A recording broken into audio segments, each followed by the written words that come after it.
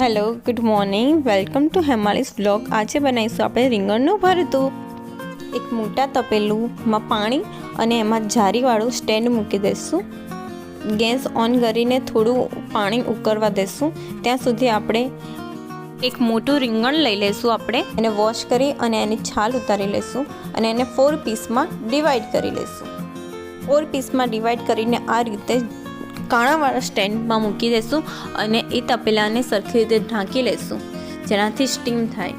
એમાં થોડા કાણા પાડી લઈશું જેનાથી હવા આવી શકે અને સરખી રીતે સ્ટીમ થઈ જાય આપણું।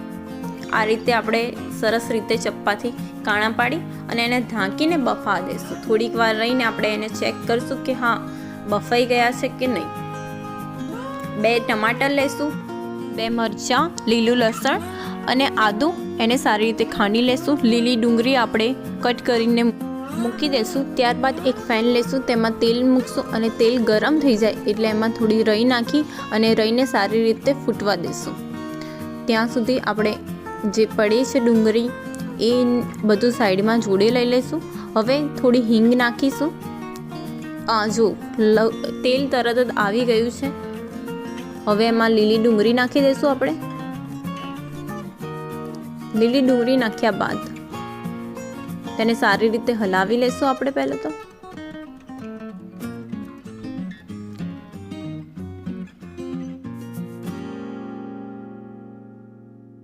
હવે તેમાં તમામ મસાલા નાખી દઈશું। હવે પહેલા નાખશું ગરમ મસાલો, પછી નાખશું આપણે મરચું, 2 ચમચી મરચું નાખી દઈશું। થોડું સ્પાઇસી સારું લાગે છે। હળદર નાખી દઈશું, થોડી એડ કરીશું હળદર, મરચું, થોડું મીઠું નાખી દઈશું સ્વાદ અનુસાર। હું અહીંયા 2 ચમચી નાખું છું કેમ કે અમારે થોડું વધુ જોઈએ છે। હજુ આપણે રીંગણ પણ આવશે એટલે થોડું એક્સ્ટ્રા તે જોઈશે મીઠું। બધાને સારી રીતે હલાવી લેવાનું છે, એકદમ સરસ રીતે બધું મિક્સ થઈ જાય।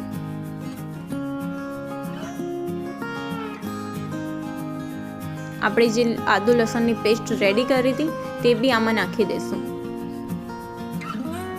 અને સરખી રીતે હલાવી લેશું, બધું પ્રોપરલી મિક્સ કરી લેશું।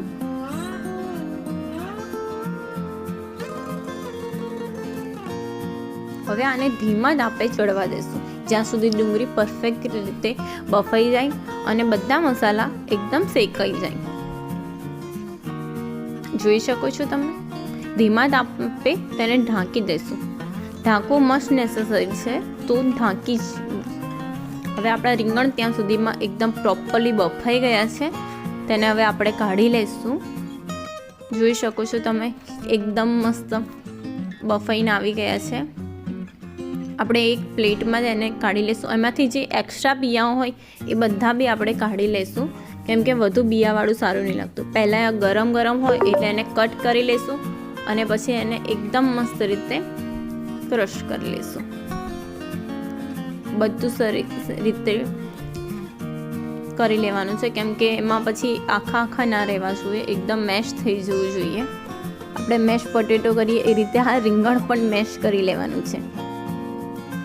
બાજુમાં આપણે થોડું પેલું પણ હલાવતા રહીશું।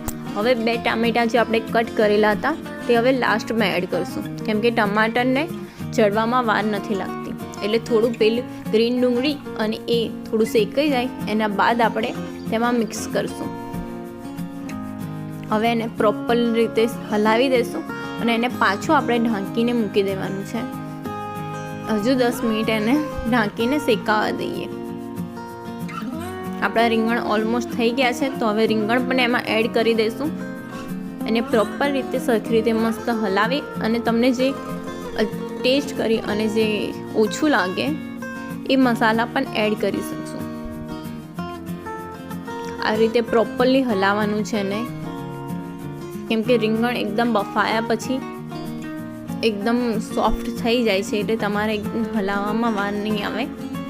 મસ્ત રીતે એને તોડીને સરખી રીતે મસ્ત રીતે હલાવી અને એકદમ પ્રોપરલી મિક્સ કરી લેવાનું છે અને પાછું 10 મિનિટ આપણે રાખશું શેકાવા દઈશું એકદમ ધીમા તાપે. અને આ રેડી થઈ ગયું છે આપણે રીંગણનું ભરતું. તેને બાજરીના રોટલા થોડું માખણ સાથે આપણે સર્વ કરીશું.